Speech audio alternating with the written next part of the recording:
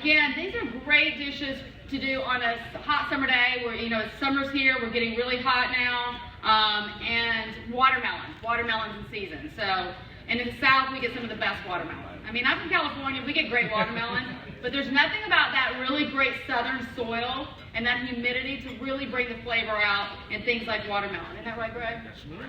Greg is from Georgia. He's a Georgia boy, and I'm a Mississippi girl. Down south. We're from down south, and so we know that the flavors of a good watermelon, you need that heat and humidity. So what I'm going to do is I'm going to make sure this is on.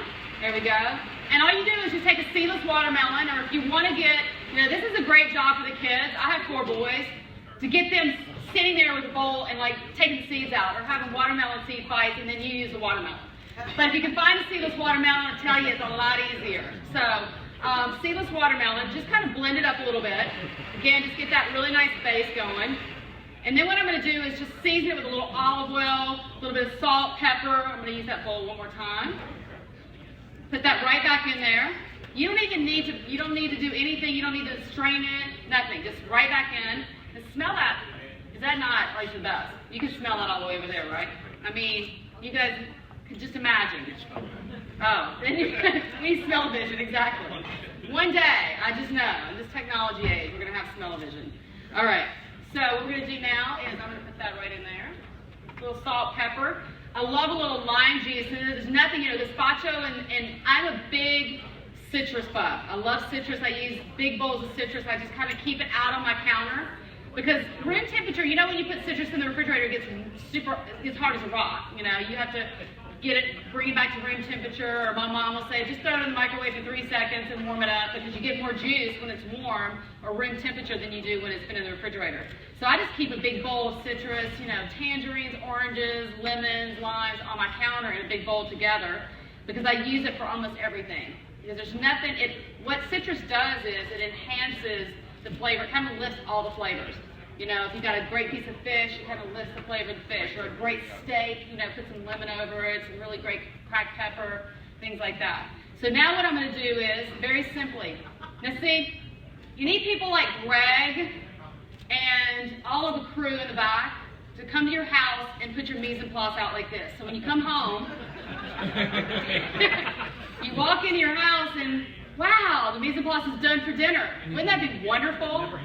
So this is all of my behind the scenes team that did all of this beautiful chopping and slicing and dicing for me. So what I do at this point, this takes a little more time, but once it's ready, this will last. You can actually wrap all this up. If you're not really ready to put it together, it'll last overnight.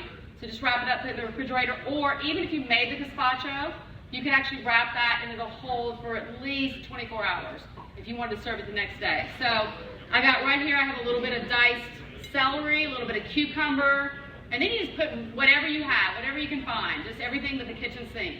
Just put in there a little bit of classic, this is all the classic ingredients that go into a gazpacho. Red pepper, yellow pepper, cucumber, celery, a little bit of red onion goes in here. I actually add jalapeno as well. Now this is spicy, you can add it or you can leave it on the side. People can kind of add it in as they want. I like to go ahead and add it in, unless I'm serving this to the kids, obviously. A little bit of mint, and this can be kind of off the cuff. You may have some basil sitting on the counter, or you may have some that you need to use up, or oregano. That's fine using this. I'm using mint, but don't be chained to the recipes. Just use, kind of cook from the hip, if you will. A little bit of parsley, mint, and then a little more acid with some red wine vinegar. There you go, and voila, that is really it. Super simple, super easy, and you just mix it up, let it sit. This is great if you can let it sit for a little while in the refrigerator, at least an hour, to kind of let all of these flavors marry together, kind of mix together and blend. And then what you have is, TV swap out magic, we have one made. See that? You're going to be even more amazed when I pull up these hot nachos without an oven. That's going to be even more impressive. But this is what we call TV magic, because when you've always seen us go, we say go to commercial, commercials are only about a minute and a half.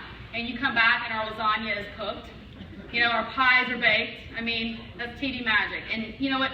Frankly, you have to do that because you don't have a whole lot of time in any of the cooking shows to really get it done in the amount of time that you have. So we have a lot of people in the behind the scenes that do that for us. So you can actually put a nice, beautiful grilled shrimp on that as well. You can kind of do it up the way you want to. But this is a fantastic, beautiful little watermelon gazpacho, nice for summertime, fantastic for summer.